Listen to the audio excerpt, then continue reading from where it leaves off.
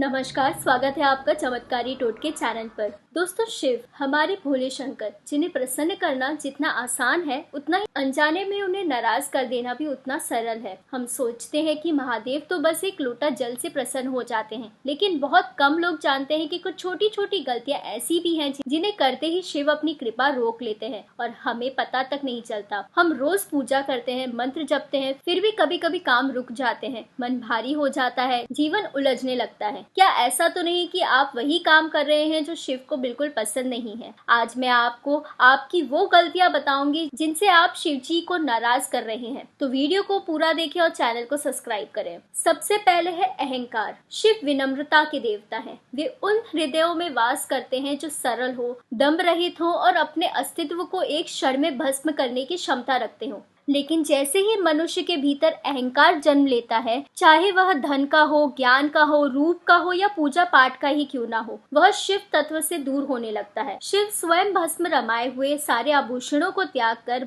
शमशान की धूल में बैठे संसार को बताते हैं कि उन्हें बाहरी दिखावे की नहीं, हृदय की सरलता की आवश्यकता है। जहाँ अहंकार है, वहाँ शिव कभी स्थिर नहीं रहते, क्योंकि अहंकार ही वह दीवार है जो मनुष्य और महादेव के बीच खड़ी हो जाती है। दूसरा है अत्यधिक क्रोध और हिंसा। शिव संहारक है, लेकिन उनका संहार धर्म की रक्षा के लिए होता है, क्रोध की उग्रता के लिए नहीं। मनुष्य जब छोटी छोटी बातों पर क्रोधित होता है, दूसरों को कष्ट पहुंचाता है, कठोर शब्द से किसी की आत्मा को घायल करता है, तो शिव उस मनुष्य से अपनी ऊर्जा खींच लेते हैं। क्रोध मन को अंधकार से भर देता है और अंधकार में शिव की शांति नहीं उतर सकती। जो व्यक्ति करुणा छोड़कर आक्रामकता को अपनाता है, वो अनजाने में ही शिव की कृपा से दूर हो जाने लगता है। तीसरा है छल और कपट। शिव सत्य के देवता हैं। वे छल कपट से एक क्षण में दूर चले जाते हैं, चाहे वह कितना भी छोटा क्यों ना हो। जो व्यक्ति अपने लाभ के लिए किसी को धोखा देता है, झूठ बोलता है, पर्दे के पीछे कपट करता है, वह खुद ही अपने जीवन से शिव ऊर्जा को बाहर कर देता है। शिव कहते हैं, सत्य ही सबसे बड़ा तप है, और जिसने सत्य छोड़ दिया उसने शिव को खो दिया, क्योंकि शिव की दुनिया में दिखावा नहीं, पारदर्शिता ही प्रवेश द्वार है। चौथा है किसी का अपमान।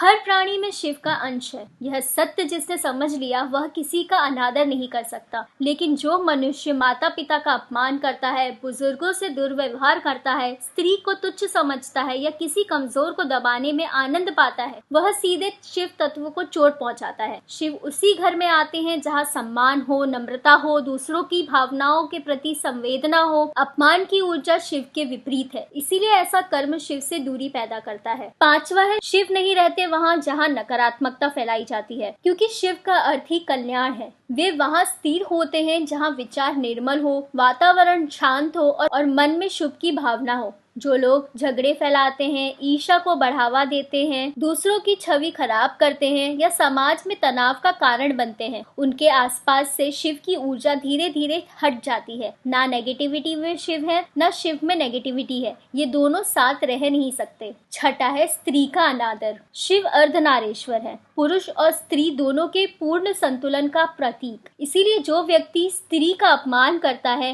हिंसा करता है, उनके भावों को समझने से इनकार करता है या उसे नीचा दिखाता है, वह सीधा शिव के विरोध में खड़ा हो जाता है। स्त्री शक्ति है, ऊर्जा है, सर्जन है, और जहाँ ऊर्जा का सम्मान नहीं, वहाँ शिव कभी निवास नहीं करते। शिव की कृपा सदैव उस पर बरसती है जो स्त्री को देवत्व की दृष्टि से देखता है। सातवां है अत्यधिक इच्छा और लोभ। शिव वैराग्य के प्रतीक है। जिसने वासनाओं को भस्म कर दिया, वह शिव तत्व को प्राप्त करता है। लेकिन मनुष्य का लोभ, अधिक पाने की भूख, अनियंत्रित इच्छाएं, असंतोष उसके भीतर एक ऐसा शोर पैदा करते हैं जिसमें शिव का मौन नहीं सुना जा सकता। जो मिल गया उसके लिए कृतज्ञता ना होना ही शिव से दूर जाना है। शिव संतोषी हृदय में निवास करते हैं, बेचैन मन में नहीं। आठवां है घर में झगड़ों और कटु वाणी। जहाँ वाणी कटु हो, जहाँ परिवार में झगड़े हो, जहाँ हर दिन ताने, शोर और कड़वाहट बोली जाती हो, उस घर में शिव की ऊर्जा ठहर नहीं सकती। शिव शांति के देवता है। परिवार में एकता, प्रेम और नम्र शब्द, ये सब शिव को बुलाते हैं। लेकिन कलह, तिरस्कार और कटुता, ये सब शिव को दूर भेजते हैं। इसीलिए घर का वातावरण शिव कृपा का सबसे बड़ा दर्पण होता है। 9वां है व्यसन और आत्मा विनाश से। शिव भस्म धारण करते हैं, लेकिन इसका अर्थ नाश नहीं, यह वासनाओं का दहन है। जो मनुष्य शराब, नशा, जुआ, गलत आदतों या वासना के जाल में फंस जाता है, वह अपनी आत्मा को कमजोर करता है, और आत्मा की कमजोरी शिव को स्वीकार नहीं। शिव आत्मा बल के देवता है। व्यसन मनुष्य को अपनी ही शक्ति से दूर कर देता है,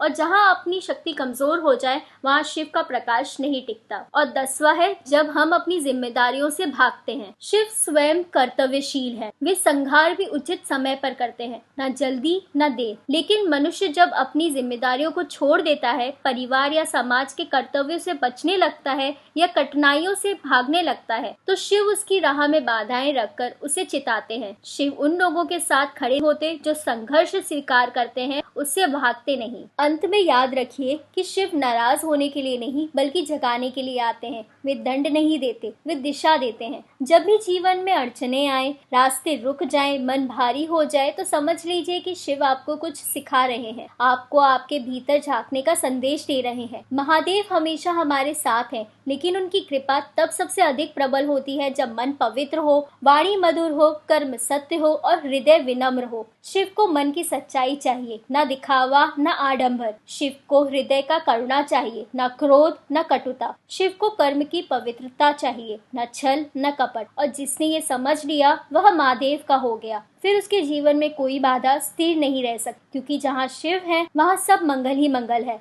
अगर ये वीडियो आपके दिल तक पहुँचे तो इसे लाइक करें, शेयर करें और चैनल को सब्सक्राइब करना ना भूलें। हर हर महादेव, जय भोलेनाथ। आप पर सदैव शिव कृपा बनी रहे।